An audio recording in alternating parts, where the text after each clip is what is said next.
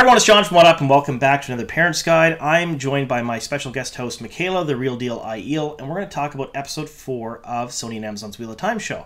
This Parents Guide is meant to be a guide, so we're going to talk about certain elements within the episode, whether it's gore, jump scares, frightening scenes, sexual innuendo, nudity, sex, things like that, and give you information so as parents you can decide whether or not your children should watch it. Again, not a comment on anyone's parenting, everyone's a little bit different, but it's just meant to give you information.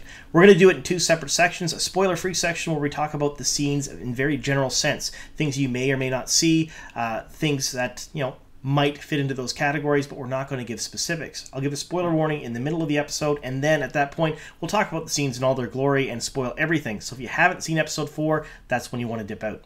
All right, so we're going to talk just a bit about the episode here. Why don't you start us off with the opening scenes and what we saw there? Okay, so I said this right before we started recording, but I think insofar as parenting goes, this is the least difficult to navigate. There's really only one scene that is potentially going to be scary, and one at the very, very end that has blood. And I don't say gore, I mean blood. It's just blood. Mm-hmm. It's not gory, it's not gratuitous, it's just some blood. So the thing to watch out for happens with Rand and Matt and Tom when they are together. And it was psychologically a little bit disturbing, particularly to my younger one, because this is the first we see, I don't want to spoil too much, but we don't see the death occur, but you could see where a death of this nature would be somewhat disturbing to a child. Let's just say that. And there's an element at the very end that's a little bit sad. It kind of tugs on your heartstrings a little bit, but at the same time is kind of a ode to what's to come. So it's a bittersweet moment. I'm sure you know what I'm talking about, John. Yeah, we'll get into that in the spoiler section. Yeah, we'll get into course. that. Yeah. Yes, but so if you're going to skip anything for your kids, just be advised it's going to be with Matt and Rand and Tom scenes. Yeah, pretty tugs on your heartstrings, a little horrifying, and see in implication of what happened more than anything else. Yeah. You don't get to see it on the screen. Yeah. Mm-hmm. Yeah.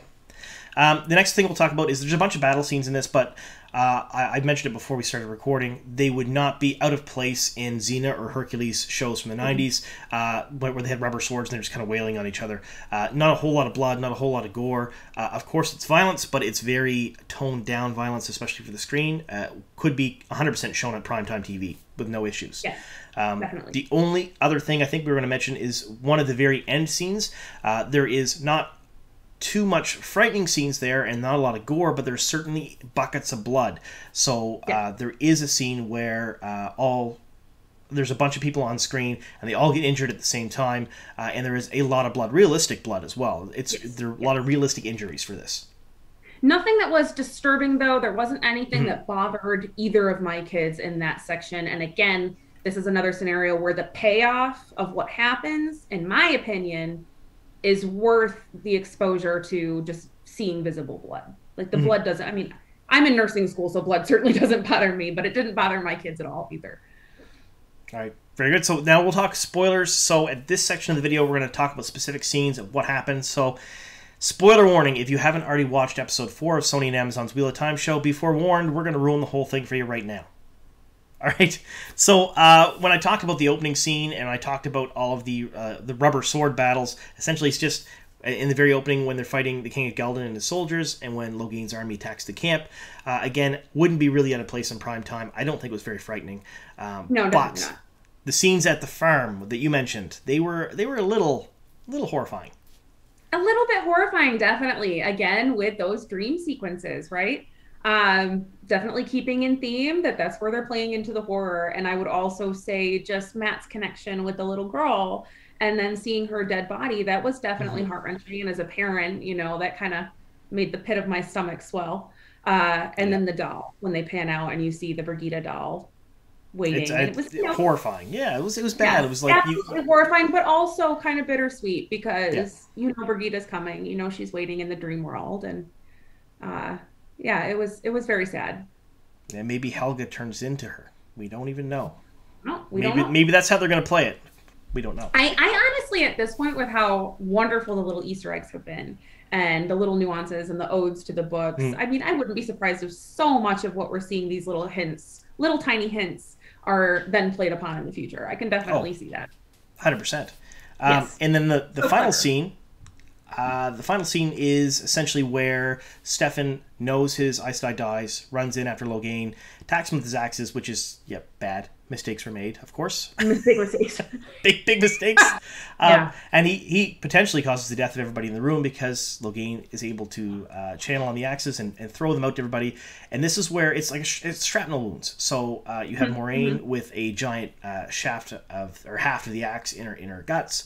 Lan took shrapnel to the neck, and I think you mentioned it earlier, so I'll let you mention it again. The way the blood spray happened was pretty neat. Yeah.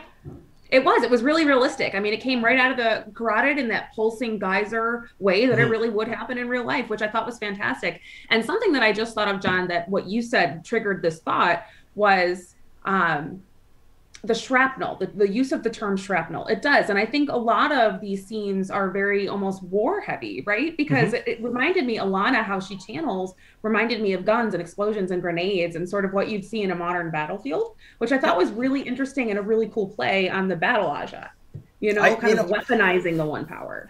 I thought it was really neat because a lot of the scenes, especially in the battle, wouldn't have been out of place in Band of Brothers or Saving Private Ryan or Fury or any of those really nice. I shouldn't say nice, I guess, and it was good. Well done, well done war movies and shows.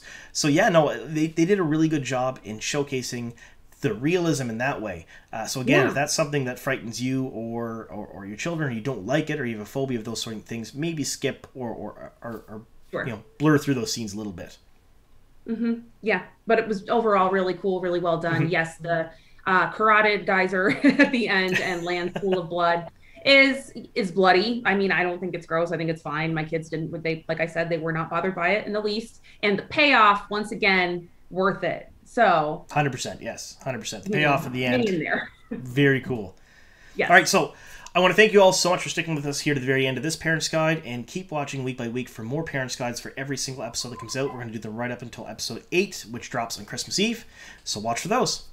All right, thanks so much for sticking with us here to the very end, and here's to many more.